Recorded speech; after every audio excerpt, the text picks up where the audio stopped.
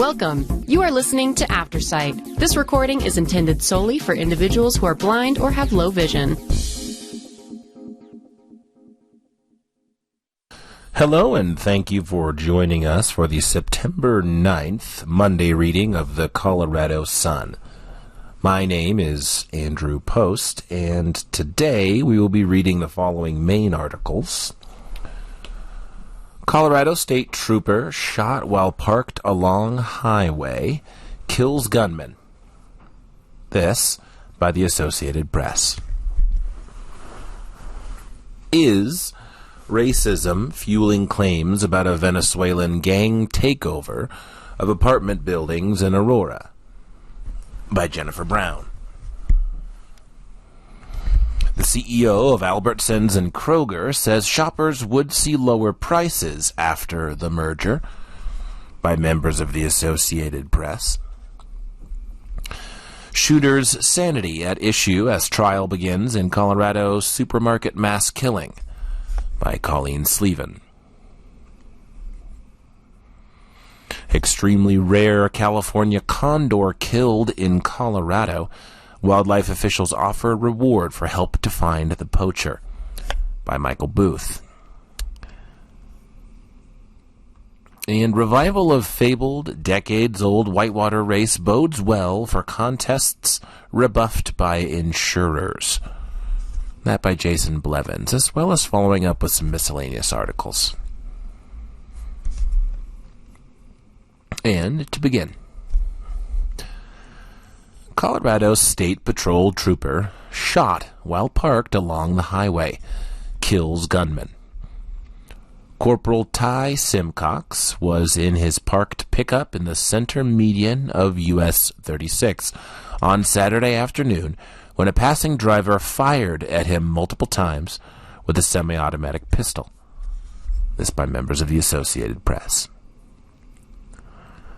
A Colorado State Patrol trooper is recovering after he was shot in the arm during a shootout near Denver that left the gunman dead, authorities said. Corporal Ty Simcox was in his parked pickup in the center median of US 36 on Saturday afternoon when a passing driver fired at him multiple times with a semi-automatic pistol, the Denver Post has reported. The gunman, whose name has not been released, then pulled over, got out of his vehicle, and fired more shots through the windshield of the marked patrol vehicle. Simcox got out of the truck with his rifle and returned fire, killing the suspect, said Colonel Matthew Packard, chief of the Colorado State Patrol. I will tell you very directly that our member was targeted today by a man that intended to kill him, and that is shocking and unacceptable, Packard said during a news conference Saturday evening. Simcox applied a tourniquet to his arm as he waited for State Patrol troopers and Westminster police officers to arrive. He was treated and released from a hospital. Investigators do not know why the gunman attacked the trooper, Packard said. I want it to be known that we came out on top today, and that's really, really important because that's what good does, Packard told reporters. Good and courageous people will win over evil cowardice, and that's what happened today on Highway 36.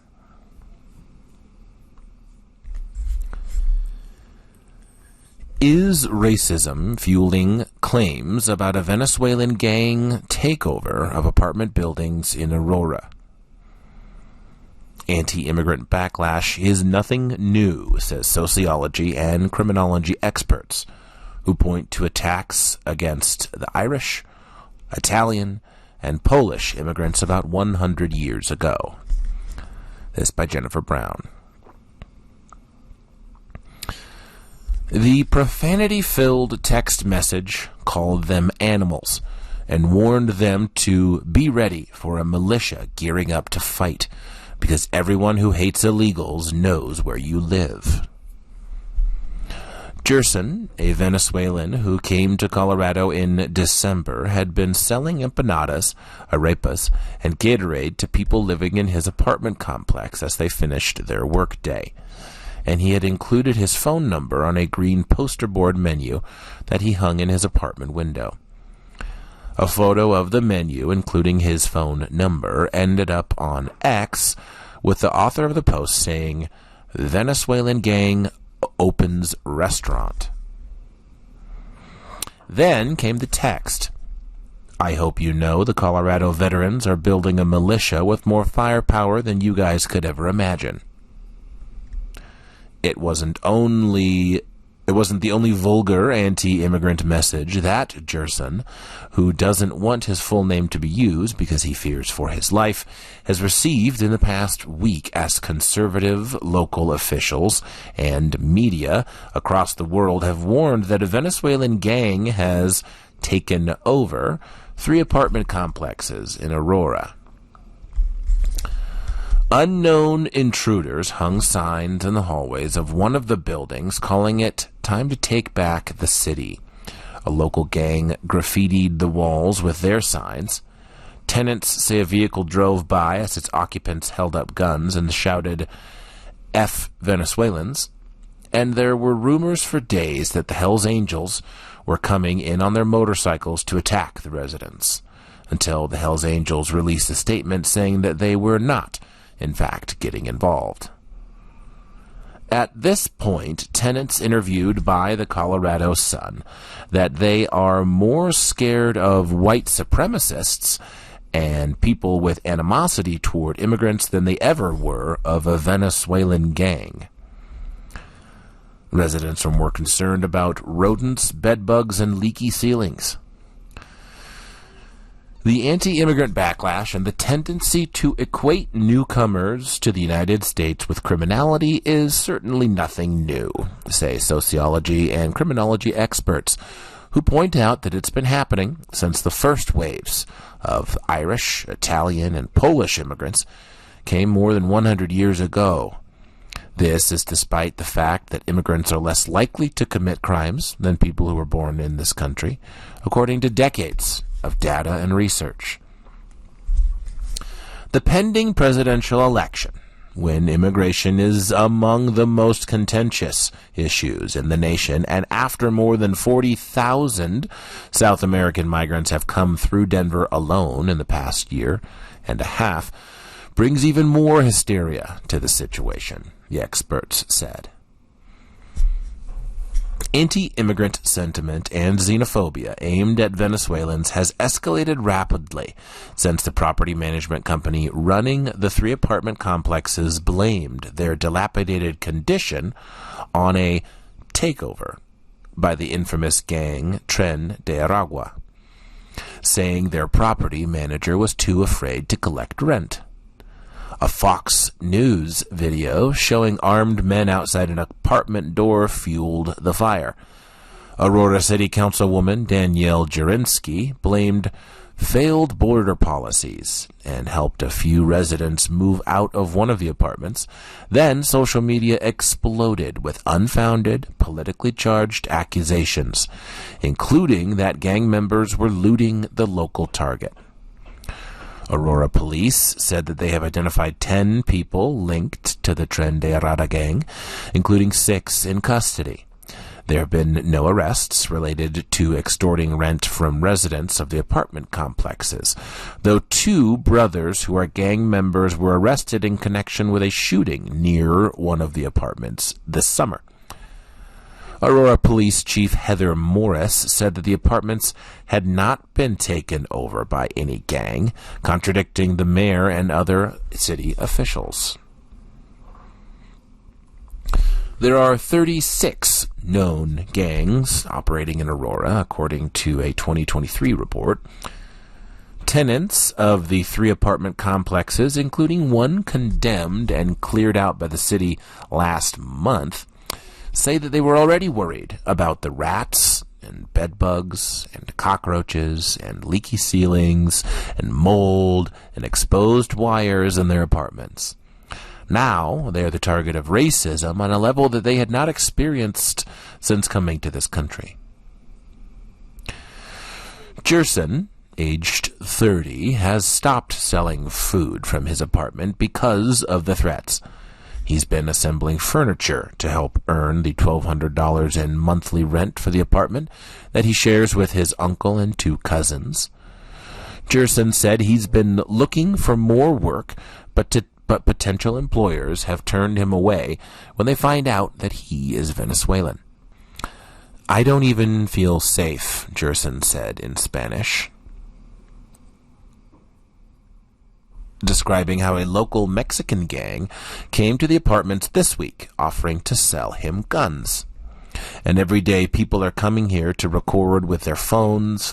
This was like a zoo or something. You feel like you're exposed," he said. Most of the 1,500 people in those 3 apartment complexes are immigrants, including families from Venezuela, Guatemala, Honduras, and Puerto Rico, said V. Reeves, an advocate with HouseKeys Action Network in Denver. "All of these families with children, they're working. They're going to be crucified and end up on the streets," Reeves said.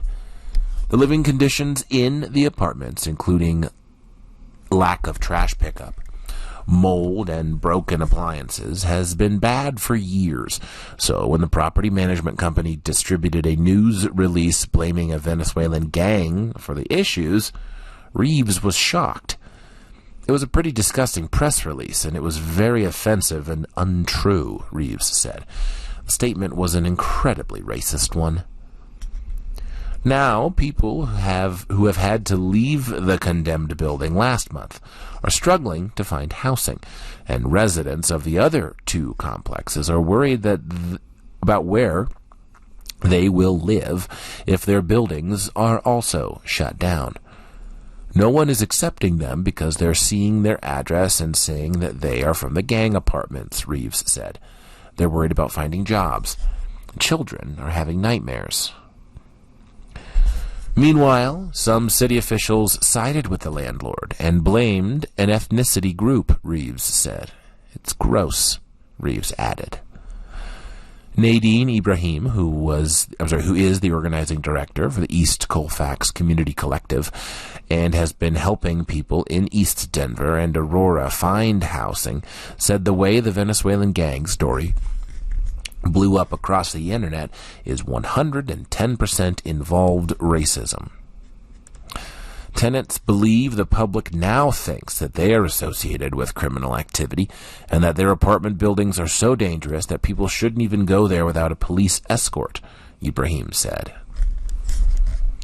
When people were talking about organizing and what action they needed to take, they kept repeating the phrase, "We need to clear our name," Ibrahim said. "These families support each other. No one is afraid of anyone else. They're taking care of each other's children. The way she sees it, the New York-based property management company CBZ Management made the Venezuelans the scapegoat. All this rhetoric has been another out for the landlord," she said. This story caught national attention with the focus on the Venezuelan gangs rather than the slumlord themselves. CBZ Property Management did not return a request for comment through its attorney, but in a June 28th letter to the Colorado Attorney General's office, the property management company said that the 3 complexes, Whispering Pines, Aspen Grove Apartments, and Edge of Lowry, had been forcibly taken control of by gangs that have immigrated here from Venezuela. The property manager, the attorney wrote, had taken refuge because he was concerned for his life, and the company had complained to Aurora Police Department and requested to meet with Aurora Mayor Mike Kaufman. Kaufman told Fox News last week that the apartments had fallen to these Venezuelan gangs and that they have kind of pushed out the property management through intimidation and then collected the rents. The mayor said it differently Thursday when he told The Sun that he does not believe that a gang is in control of the apartment complexes and is forcibly collecting rents from the tenants. I'm concerned that the situation, although serious, has been exploited for political gain, Kaufman said via email after spending time at the apartments talking to tenants this week. I fully understand that there is a problem at the properties associated with a cultural pattern that whenever there is a concentration of Venezuelan migrants, that there is often a Venezuelan criminal element that follows to exploit them. Instead, Kaufman said, it seems the tenant stopped paying rent after property managers left the premises and no longer offered services. Tenants at one complex near Helena Street told The Sun on Thursday that trash service had stopped and no one was responding to requests to fix a leaky ceiling or mold growing behind the refrigerator. At another complex on Dallas Street, the lowest floor was covered with about 2 inches of water from Wednesday night's storm. Even former President Donald Trump is talking about what's happening in Aurora. Take a look at Aurora in Colorado, where Venezuelans are taking over the whole town. They're taking over buildings, the whole town, Trump said during a Fox News town hall Wednesday night. You saw it the other day. They're knocking down doors and occupying apartments of people.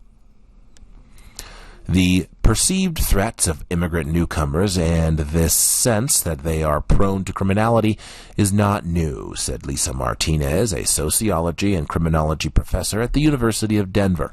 That's always been the case with new arrivals. It's also not surprising with the lead-up to the presidential election. Martinez watched the hysteria play out close to home. After a post on Nextdoor from a neighbor who was scared about the Venezuelan gang and using the language of fear and xenophobia, or dislike of people from other countries, there were some neighbors who pushed back against it, she said. The story of the gang aligns with long-standing tropes that dehumanize immigrants, she said. It's almost easier to dehumanize people, and one of the ways that you do that is you say that they're criminals, Martinez said.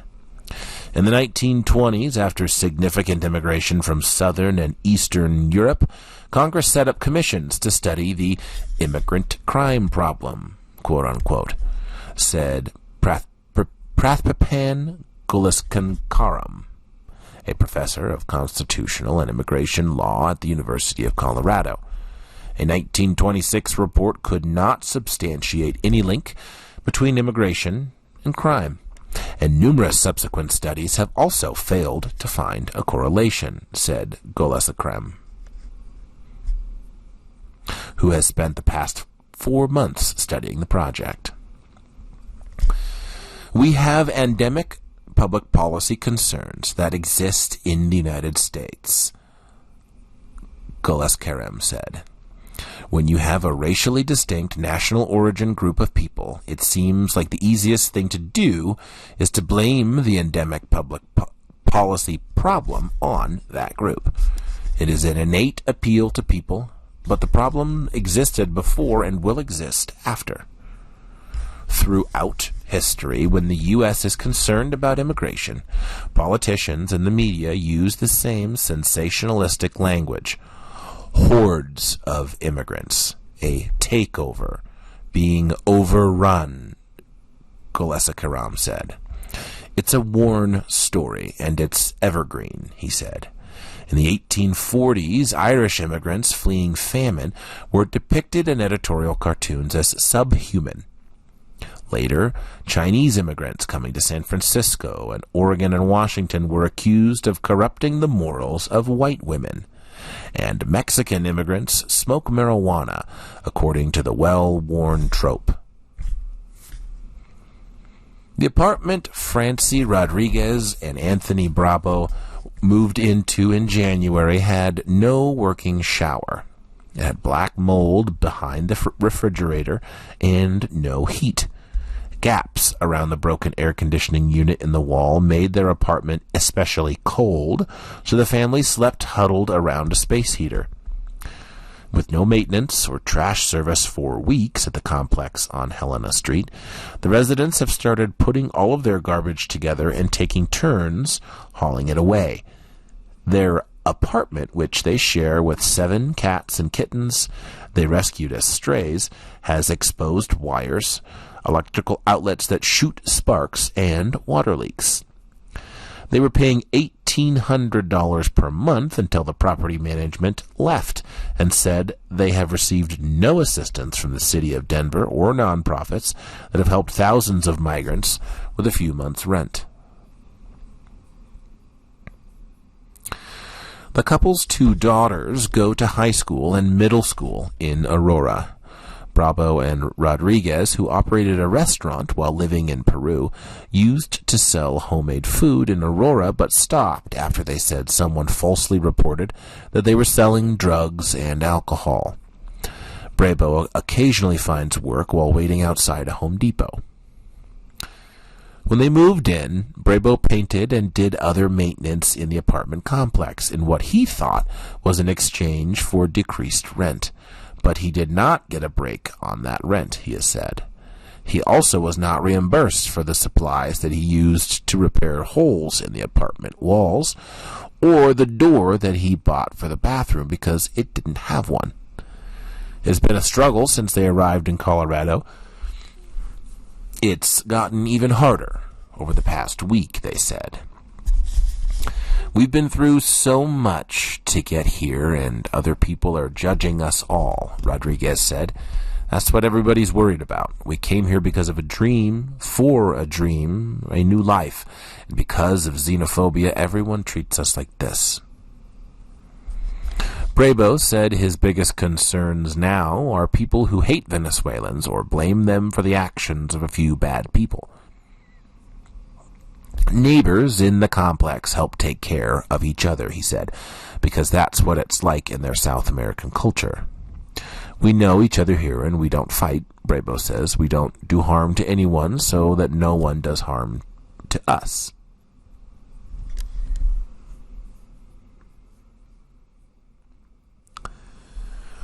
And the CEOs of Albertsons and Kroger says shoppers would see lower prices after the merger.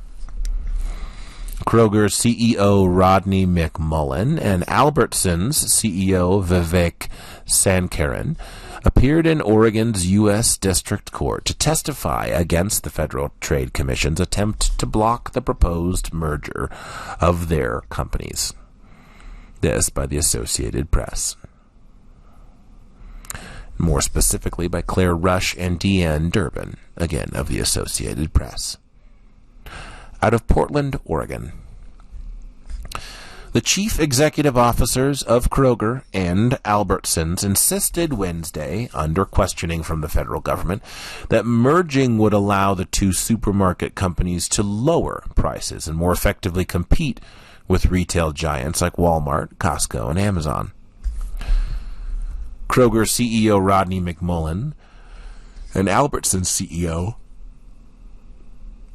Vivek Sankaran appeared in Oregon's U.S. District Court to testify against the Federal Trade Commission's attempt to block the proposed merger of their companies. During the hearing, the Commission's lawyers suggested that the merger would hurt competition in certain areas where the 2 are each other's primary rivals. The day that we merge is the day that we will begin lowering prices, McMullen said while under questioning by a lawyer representing his company. The 2 companies proposed that they would be the largest supermarket merger in U.S. history in October 2022 after Kroger agreed to purchase Albertsons, but the Federal Trade Commission sued to prevent the $24.6 billion deal, alleging it would eliminate competition and lead to higher food prices for already struggling customers. Addressing another issue that has worried shoppers in communities with both Albertsons and Kroger-run stores, McMullen said Kroger was committed to not closing any branches immediately if the merger is finalized, but might down the road if it decides location changes or consolidations are needed. Sankaran Albertsons CEO argued that the deal would boost growth and in turn bolster stores and union jobs because many of its and Kroger's competitors, like Walmart, have few unionized workers. But when asked what his company would do if the merger didn't go through, he said it may pursue structural options like laying off employees, closing stores, and exiting certain markets if unable to find other ways to lower costs. I would have to consider that, he said. It's a dramatically different picture with the merger than without it. An FTC lawyer pointed to a written statement that Sankarin provided to the U.S. Senate in 2022 in testifying about the merger, in which he said his company was in quote-unquote excellent financial condition. Sankarin said the market and certain conditions had changed since then. The testimonies of both CEOs were expected to be critical components of the 3-week hearing, which is now at its midpoint. What the two say under oath about prices, potential store closures, and the impact on workers will likely be scrutinized in the years ahead if the merge does go through. Kroger, based in Cincinnati, Ohio, operates 2,800 stores in 35 states, including brands like Ralph's, Smith's, and Harris Teeter. Albertsons, based in Boise, Idaho, operates 2,273 stores in 34 states, including brands like Safeway, Jewel-Osco, and Shaw's. Together, the companies employ around 710,000 people. FTC attorneys have argued that in the 22 states where the companies compete now, they closely match each other on price, quality, private label products, and services like store pickup. Shoppers benefit from the competition and would lose out if the merger allowed it to proceed, they said. According to Kroger and Albertsons company documents referred to by FTC lawyers on Wednesday, the two companies are primary rivals in multiple regions, from Southern California to the Portland metropolitan area. A Kroger attorney countered by saying that Walmart remains Kroger's largest competitor in a majority of markets around the country. McMullen said that Albertsons prices were 10 to 12% higher than Kroger's, and that the merged company would try to reduce the disparity as part of a strategy for keeping customers. Walmart now controls around 22% of U.S. grocery sales. Combined, Kroger and Albertsons would control about 13%. We know that pricing is going to continue to go down, McMullen said. The two CEOs also spoke to the ways in which e-commerce has transformed the grocery industry, noting Amazon's online shopping platforms and its purchase of Whole Foods. When Amazon enters something, they make a big change, Sankarin said. The FTC and labor union leaders also claim that workers' wages and benefits would decline if Kroger and Albertsons no longer compete with each other. They have additionally expressed concern that potential store closures could create so-called food and pharmacy deserts for consumers. America needs more competition, more grocery stores, and more leverage for workers to secure better pay and staffing, not less. The United Food and Commercial Workers International Unions Stop the Merger Coalition said in a statement on Wednesday. Mr. Mullen said Wednesday that Kroger was committed to honoring existing labor contracts. The FTC's chief trial counsel, Susan Musser, said that the merger still might affect working conditions because union contracts are typically renegotiated every 3 years. Under the proposed deal, Kroger and Albertsons would sell 579 stores in places where their locations overlap to CNS Wholesale Grocers, a New Hampshire-based supplier to independent supermarkets that also owns the Grand Union and Piggly Wiggly store brands. The FTC alleges that CNS is ill-prepared to take on these stores. Laura Hall, the FTC's senior trial counsel, has cited internal documents that indicated CNS executives were skeptical about the quality of the stores that they would get, and many want the option to sell or close them. CNS CEO Eric Wynn, for his part, testified last week that he thinks his company can be successful in the venture. The FTC is seeking an injunction to block the merger temporarily while its lawsuit against the deal goes before an administrative law judge. U.S. District Judge Adrian Nelson was expected to hear from around 40 witnesses before deciding whether to grant the request. If Nelson agrees to issue the injunction, the FTC plans to hold the in-house hearings starting October 1st. Kroger sued the FTC last month, however, alleging the agency's internal proceedings are unconstitutional and saying it wants the merger's merits decided in federal court. The Attorneys General of Arizona, California, the District of Columbia, Illinois, Maryland, Nevada, New Mexico, Oregon, and Wyoming all joined the FTC's lawsuit on the Commission's side.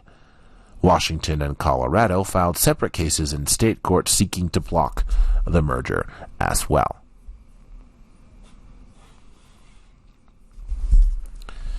Shooter's sanity at issue as trial begins in Colorado's supermarket mass killing. The shooter has pleaded not guilty by reason of insanity in the 2021 attack. This by Colleen Sleven. A man who gunned down 10 people in a supermarket mass shooting was not insane when he unleashed terror in a Colorado college town, but a calculated killer who knew what he did was wrong, a prosecutor told jurors Thursday in an opening statement swiftly disputed by the defense attorney. Years of legal wrangling over the mental state of Ahmad al-Alawi Alissa during the March 2021 shooting will likely continue through his 3-week trial. Alissa's attorney argued that his client, who has been diagnosed with treatment-resistant schizophrenia, suffered from hallucinations, hearing screaming voices, seeing people who aren't there, and believing that he was being followed in the run-up to the shooting at the King Soopers grocery store in Boulder. Alissa has pleaded not guilty by reason of insanity. No one, including Alissa's lawyers, disputes that he was the shooter. We're not running from that, but if you're going to point the finger at this guy, you deserve to hear the truth about him. This man, Ahmad Alissa, is an ill individual, said his attorney, Samuel Dunn, in his opening statement. A prosecutor argued Alissa was able to determine right from wrong, and therefore sane. The victims were random, but the murders were absolutely deliberate and intentional, Boulder County District Attorney Michael Doherty told jurors. Dressed in a striped white dress shirt, Alissa sat beside his attorneys in court, sometimes swiveling in his chair and turning to look up at a video screen, where his lawyers presented evidence and bullet points of their arguments. Relatives of the victims filled rows on the opposite side of the court, dabbing their eyes at times and comforting one another. Alissa is charged with 10 counts of murder, 15 counts of attempted murder, and other offenses for the shooting in Boulder, about 30 miles northwest of Denver. Alissa's motive, if he had one, has remained unclear, and Doherty did not posit one. He argued Alissa acted with intent and full knowledge of his wrongdoing. Most of those shot inside and outside the store were killed in just over a minute. Alissa targeted people trying to flee and made a special effort to finish off those that he wounded with additional shots, Doherty pointed out. The shooter prepared to kill them. He planned to kill them and went and executed 10 people at King Soopers, and that's why you're here, Doherty told the jury after showing photos of each victim and describing why he was at the store that day. No one who was shot survived. After shooting 8 people, Elisa prowled the store, which had fallen quiet except for the background music still playing over the store loudspeakers. He then spotted and killed Suzanne Fountain, 59, as she left a hiding spot in another aisle. And his final victim was Boulder police officer Eric Talley, a father of 7 and one of the first 3 officers to enter the store. Elisa surrendered to other police who arrived, voluntarily stripping down to his underwear and complying with the instructions as they approached and handcuffed him. There's no hallucinating. There's no delusion. There's no confusion, Doherty said of Elisa's behavior. Elisa's attorney described a range of hallucinations, delusions, and social withdrawal that relatives said Elisa experienced before the shooting that psychiatrists later verified. The schizophrenia was so severe it took years for him to engage with therapists, and only after he was given a drug, clozapine, which Dunn pointed out is used only when other treatments don't work. Before the shooting, Elisa had gone without treatment as a member of a Syrian immigrant family whose father believed possession by an evil spirit or jinn was to blame, Dunn said. I want you to imagine that between your ears, where you have no shelter or reprieve, you can't identify the source of it. You just hear yelling and screaming, Dunn said. That's what was being broadcast in Ahmed Elisa's mind. Once, Elisa's father woke at 3 a.m., and his son, who was also awake, asked him if he had seen a man in the bathroom. The father looked, and nobody was there. The law says you can have intent and be insane. But what the law doesn't allow you is to ignore plain, clear evidence, someone's mental illness that is severe and chronic, and say that person is sane, that person is capable of telling right from wrong, Dunn said. He told jurors to use common sense and apply the law to find Elisa insane. If successful, Elisa is guilty of plea by reason of insanity. A plea of not guilty, rather, by reason of insanity, could enable him to avoid prison and instead be committed indefinitely to the state mental hospital. Prosecution witnesses who testified Thursday included Allison Sheets, an emergency room doctor who heard the gunfire while shopping and hid sideways on a shelf of potato chips. There, she heard more shots and somebody in the next aisle taking their last breath, a sound she recognized from her work. It was a sigh, almost, she said. Prosecutors say that it was Fountain's dying breath.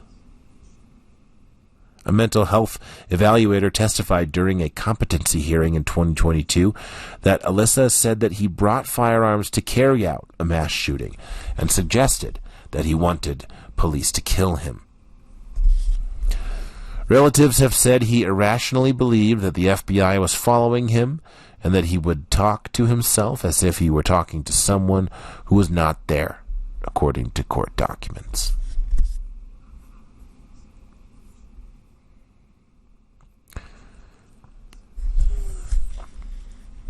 Extremely rare California condor killed in Colorado. Wildlife officials offer reward for help finding the poacher. The poaching further challenges one of the most endangered species in America after years of recovery struggle. Michael Booth wrote this article. Someone shot and killed an extremely rare California condor near McPhee Reservoir in southwestern Colorado this spring, and wildlife officials are now asking for the public's help in tracking down the poacher, who eliminated one of the big birds that have been coaxed for decades into rewilding. After avian flu in 2023 hit the complex condor revival program, there are only about 85 of the giants flying through canyons of northern Arizona and southern Utah, with occasional forays into Colorado. About 560 exist now from Mexico throughout the Southwest, and the reintroduction efforts recently expanded into the Pacific Northwest. The shot condor was found just a day after it was killed in late March, Colorado Parks and Wildlife officials said Wednesday. The bird's carcass was discovered west of McPhee Reservoir and northeast of Lewis in a remote area. Cortez is the largest and closest town. Colorado and the U.S. Fish and Wildlife Service have been working leads, but have made no progress. They hope that the public might contribute information about the offender, who could face third-degree felony charges, prison time, and a $5,000 fine under the Endangered Species Act.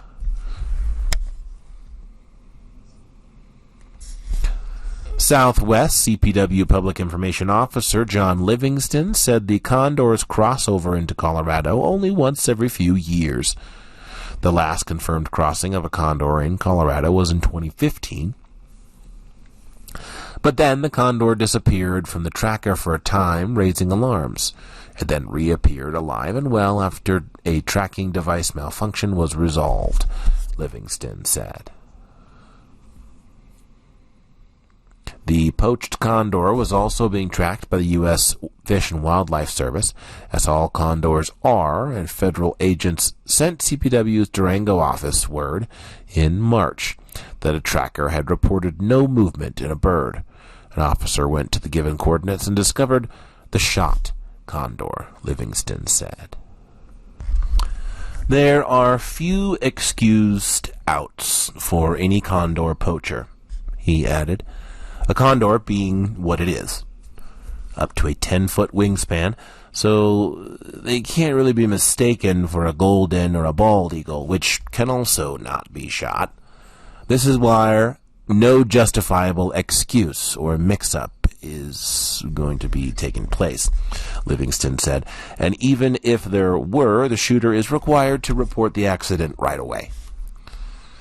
An intricate network of bird rescue operations and zoo breeding, combined with long acclimation and mentoring efforts for fledglings to grow accustomed to the wild, has revived California condor numbers since a low of 22 in the world in 1987.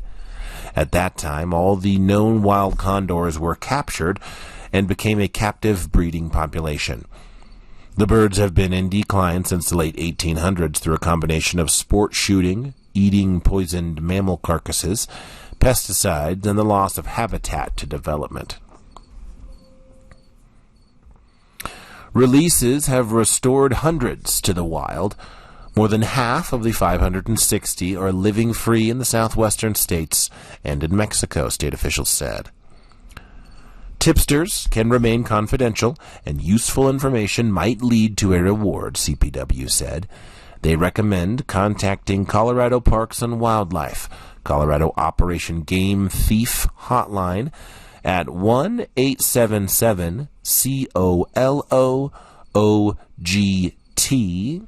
That's 1-877-265-6648.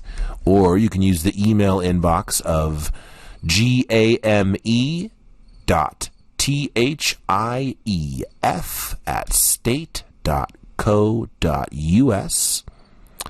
You can go to the website, submit a tip, or U.S. Fish and Wildlife Services, and their tip line there is 844-397-8477, or you can certainly go to their website to submit a tip as well. Colorado wildlife officers and enthusiasts take endangered species deaths hard, Livingston said.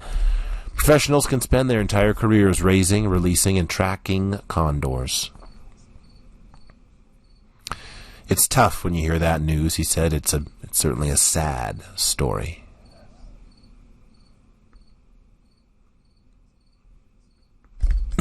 And revival of fabled, decades-old whitewater races bodes well for contests rebuffed by insurers. The challenge of liability insurance left the fabled Gore Fest race dormant for 2 years, but an innovative paddler with a unique Class V insurance policy revived the contest on the Colorado River. This by Jason Blevins. The 68 rafters and kayakers who raced down the Class 5 rapids of the Colorado River's daunting Gore Canyon in late August were not just paddling for their lives, they were reviving one of the nation's most storied whitewater races. It's a meeting of the minds for everyone who is really into whitewater, said Conrad Niven, whose Whitewater Racing LLC resuscitated the Gore Canyon Festival and raced this year after 2 years of no racing in the steepest stretch of the Colorado River. People were stoked. So many people were coming up to me and saying thanks. That's such a nice payoff, he said. The revival of Gore Fest, one of the first Class 5 whitewater races in the country, bodes well for competitive whitewater paddlers. The future of racing in difficult whitewater had been clouded in recent years as acclaimed competitions faded away, mostly due to the challenge of securing liability insurance. American Whitewater, which took over organizing the Gore Fest race in 2017, was forced to cancel the 2022 and 2023 races after the longtime insurer of the event, the American Canoe Association, announced its underwriter would no longer provide liability coverage for the race. The insurer was willing to write policies for whitewater events on rivers classified as Class 4 or lower. A series of expert-only whitewater races soon followed the Gore Fest race into a terminal hole. The famous Class 5 Tobin Downriver race at California's annual Feather River Festival was canceled in 2022, also due to insurer concerns. The Steep Creek Championships on the plummeting Homestake Creek above Red Cliff has drawn the world's top kayakers since its founding in the early 2000s, but has not been part of the GoPro Mountain Games in the last 2 years.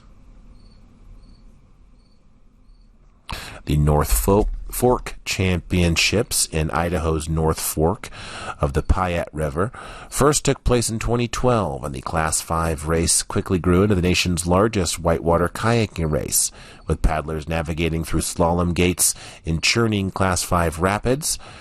But the family-owned North Fork Championship race was canceled in 2023 when operators were unable to insure the race. The Green River Narrows race was created in 1996 and regularly draws more than 150 kayakers who race through Class 5 rapids lined with hundreds of spectators.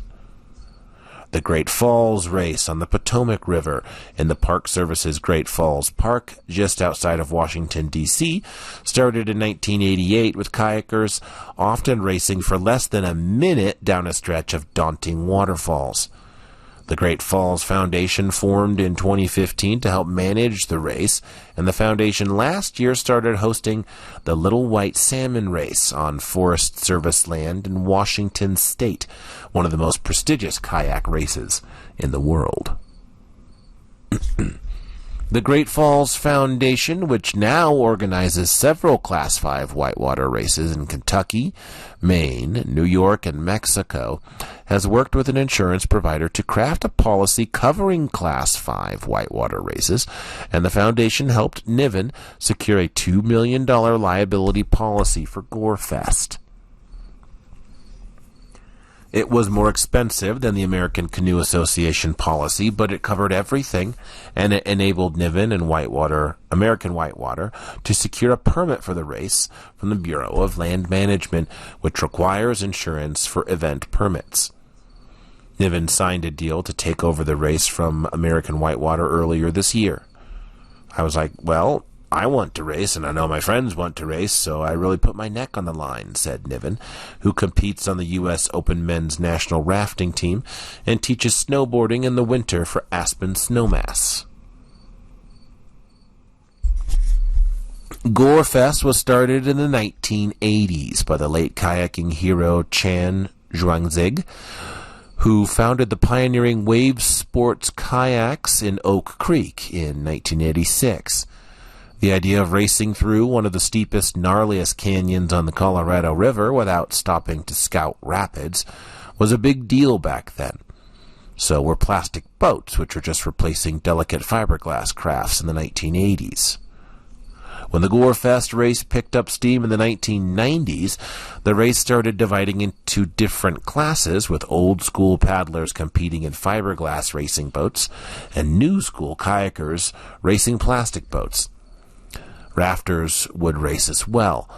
A handful of stand-up paddlers would compete atop of what was the predecessor for SUP whitewater crafts.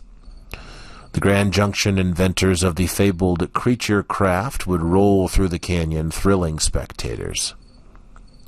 For more than 30 years, the race was the end-of-the-season rally for paddlers from across the West, and its after-race party at the Pump House campground was the stuff of legends. Bands would play till late. One time, they set up a charity boxing ring. Companies would set up booths and peddle whitewater gear. Tents and boats packed every patch of open ground. That party is quite a bit tamer these days. The BLM, which manages the campground and river access at the Pump House recreation area, watches over the crowds. The BLM was braced for parking challenges during the festival this year at Pump House, and the event went well, said Josette Morange, the Special Recreation Permit Administrator and Ranger for the BLM's Northwest District Office. I think it's absolutely possible for the event to happen again next year, and I think Conrad has some hopes that the event can grow, Morange said, noting that if Niven's team can continue to work within our permitting policies, which includes a requirement for insurance, we can likely facilitate a growing event. Morange said that a primary concern for the BLM is making sure that the general public still has access to the river and the recreation area during the event.